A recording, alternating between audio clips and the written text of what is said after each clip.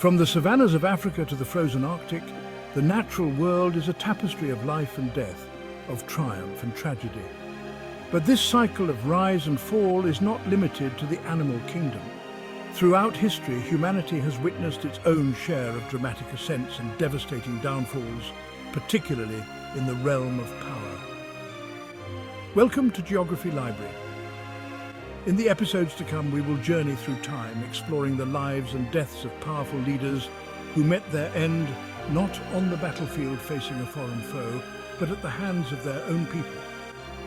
These individuals, once revered or feared, eventually faced the wrath of rebellion, the sting of betrayal, and the cold hand of execution. Their stories serve as stark reminders that power, however absolute it may seem, is often a fickle and fleeting thing.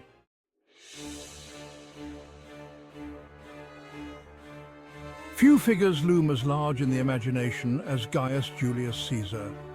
A brilliant military strategist, a shrewd politician, Caesar rose through the ranks of Roman society, his ambition matched only by his charisma.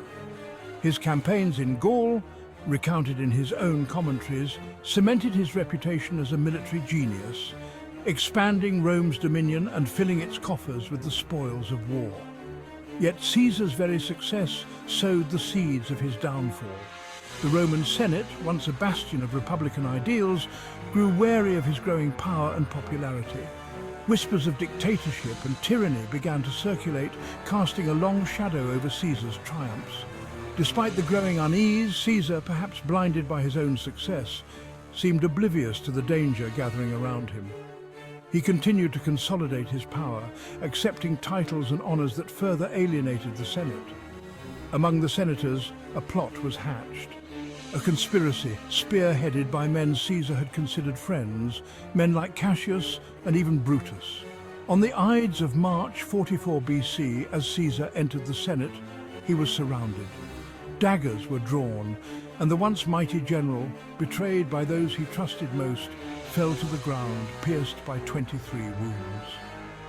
The death of Caesar plunged Rome into a period of civil war, marking the end of the Republic and the dawn of the Roman Empire, a legacy forged in blood and betrayal.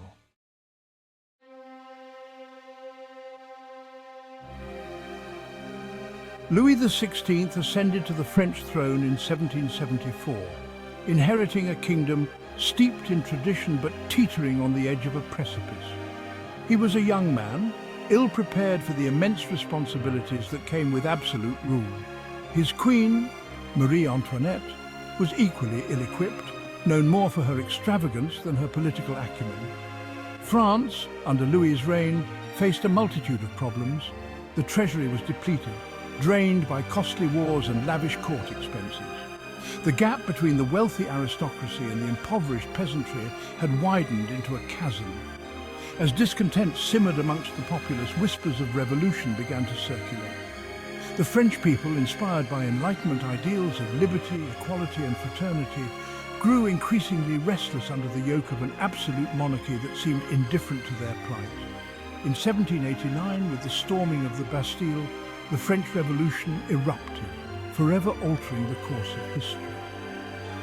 Louis XVI, hesitant and indecisive, proved incapable of stemming the revolutionary tide. He and his family became prisoners of the revolution, their fate intertwined with the volatile currents of popular unrest.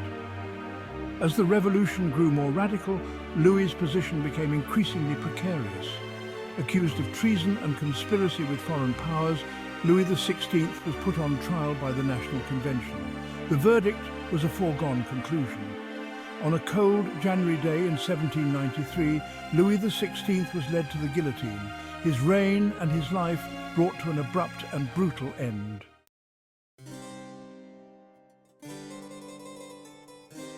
In the vast and unforgiving landscape of Russia, a dynasty that had ruled for centuries was approaching its twilight. Tsar Nicholas II, the last emperor of Russia, inherited a realm teeming with social unrest and political turmoil. Nicholas, a deeply religious man, believed wholeheartedly in his divine right to rule, a belief increasingly out of touch with the realities of a rapidly changing world. The echoes of industrialization were sweeping across Europe. bringing with them not just progress, but also discontent among the burgeoning working class. Russia, a vast empire with its roots in feudalism, struggled to adapt to these new realities.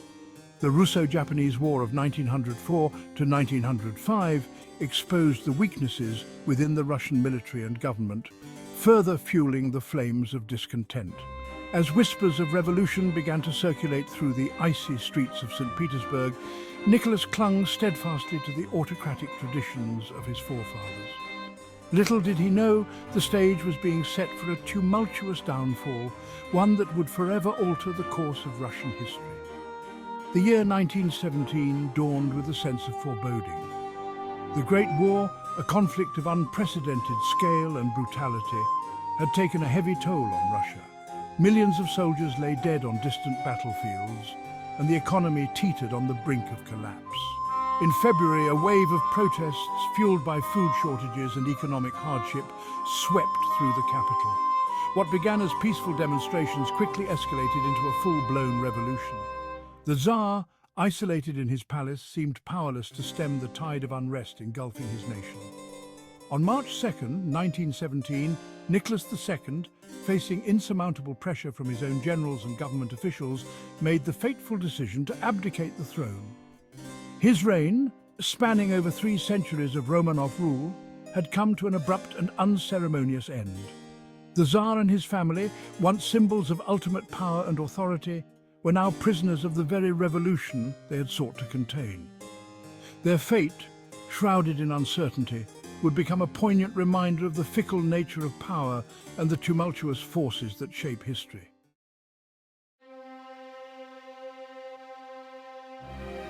As the French Revolution raged, a new breed of leader emerged from the ashes of the old order. Maximilien Robespierre, a lawyer from the provinces, rose to prominence as a champion of the people, his fiery speeches igniting the passions of the revolutionary crowds. Robespierre, known for his unwavering principles and austere lifestyle, earned the moniker the Incorruptible. He believed passionately in the ideals of the revolution, liberty, equality, fraternity, and saw himself as a guardian of these newfound freedoms.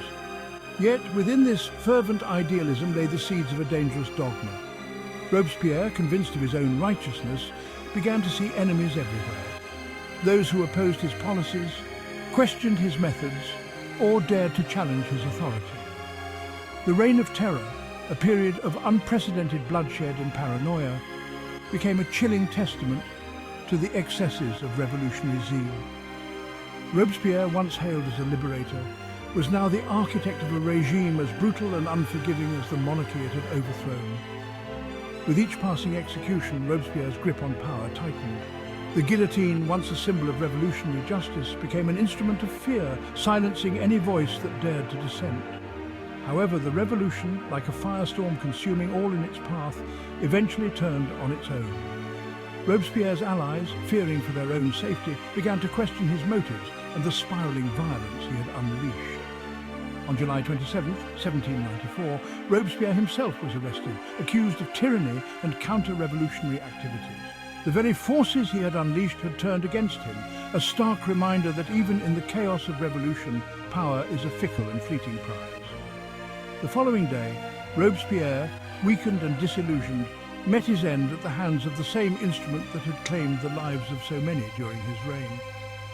His demise marked a turning point in the French Revolution, a sobering reminder that even the most ardent idealism can be corrupted by the intoxicating allure of power.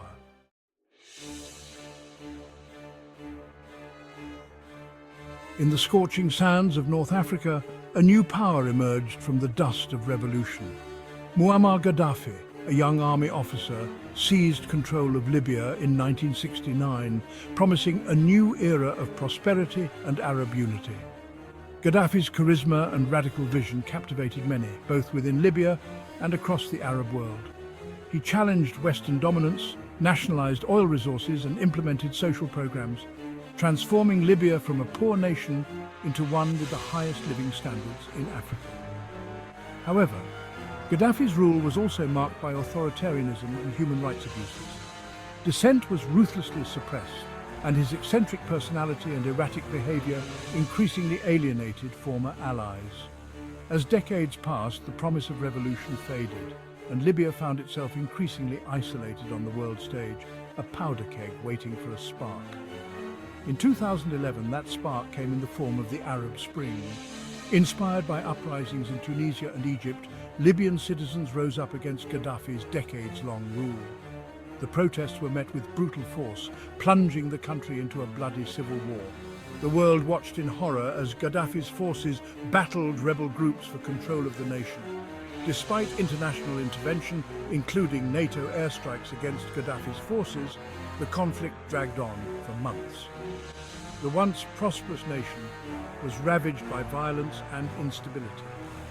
Finally, in October 2011, Gaddafi was captured and killed by rebel forces near his hometown of Sirte, bringing a violent end to his 42-year reign.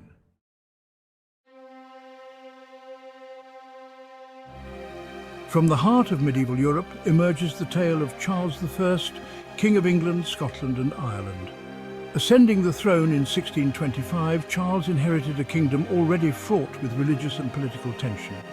His belief in the divine right of kings, a concept that placed the monarch above Parliament's authority, set him on a collision course with his subjects. Charles's attempts to impose his will on Parliament and his pursuit of religious uniformity ignited a firestorm of discontent. The English Civil War erupted in 1642, pitting the royalists loyal to the king against the parliamentarians who sought to limit his power. The conflict raged for years, tearing the fabric of English society apart. Brother fought brother, and the idyllic countryside became a battleground as the two sides clashed in a bloody struggle for supremacy. Despite some early victories, Charles's forces were ultimately defeated.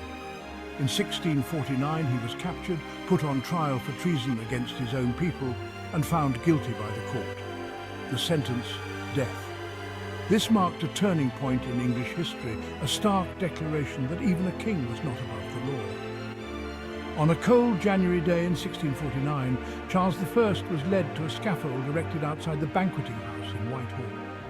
He met his end with stoicism, his execution sending shockwaves throughout Europe. The monarchy was abolished, and England embarked on a brief experiment with republicanism under the rule of Oliver Cromwell. The legacy of Charles I, however, continues to resonate, a stark reminder of the fragility of power.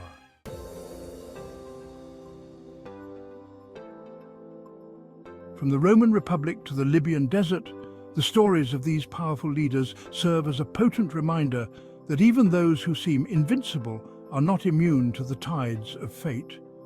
Their tragic ends offer valuable lessons about the nature of power, the dangers of unchecked ambition, and the importance of listening to the voices of the people. If you found these tales of power and tragedy as captivating as I did, please consider subscribing to this channel, leaving a like, and sharing it with your friends and family. And don't forget to join us next time for another journey into the annals of history. Until then, may your own path be free from such tragic turns.